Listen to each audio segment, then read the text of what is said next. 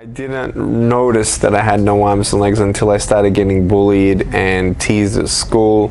It was age 6 that I first noticed that I had no arms and legs, or really thought that it was such a big deal because everyone else did. But my family life, my mum and dad, they definitely loved me and encouraged me, told me that I'm beautiful just the way that I am, not to worry about what other people think of me, and so that was really encouraging, and so no matter what happened, I knew I could always come to a home of refuge. And so it was difficult. Definitely went through a depression between ages 8 and 12, but eventually got out of that.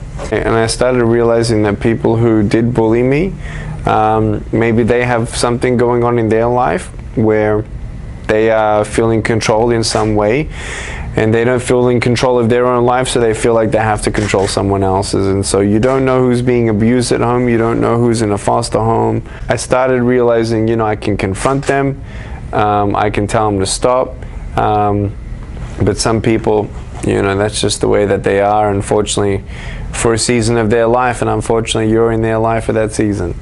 My passion definitely comes from my faith in God, in believing in heaven, in believing that when I speak, not only are people's lives being challenged and encouraged and inspired in a mental way, but also spiritual. I think spiritual healing is the beginning of all healing, because you can have all kinds of disabilities that people can't see, but your spirit's disabled. Turning points for me, age 13, I played soccer, hurt my foot really bad. I couldn't walk for 3 weeks, and I realized I got a choice, either to be angry for what I do not have or be thankful for what I do have. And then age 15 is when I started a faith journey with God, and that was the last turning point.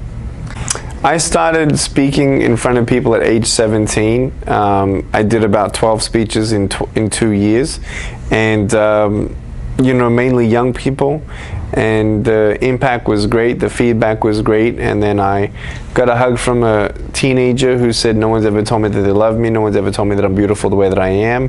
That's when I knew that I was born to be a speaker. I think the biggest challenge of my life really is trying to work out how much I do.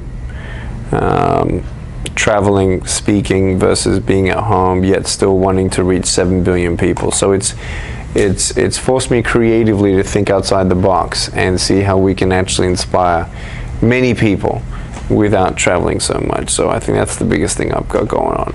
When are you most fully at yourself?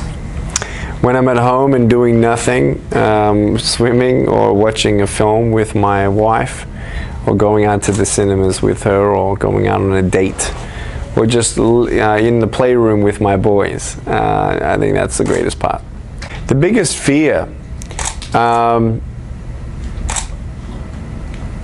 ever becoming prideful. I don't want to become prideful, and I say that humbly. I think it's most important to stay humble and always remember those who have less than you, and so we want to become a little bit more philanthropic as well.